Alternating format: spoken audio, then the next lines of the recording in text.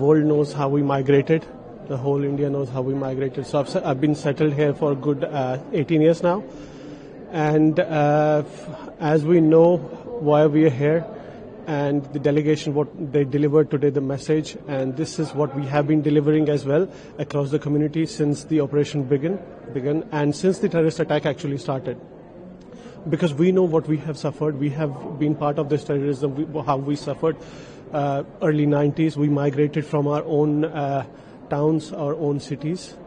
And what happened after the Operation Sindoor, how Pakistan stormed the cities in India with the drones. My parents over there in Jammu suffered. They had to stay covered because there were drones and there were missiles or whatever, they were falling across, literally 5 minutes away from our house, which is Ab Shambhu Temple, where everyone saw on the social media how big the missile or the destruction was.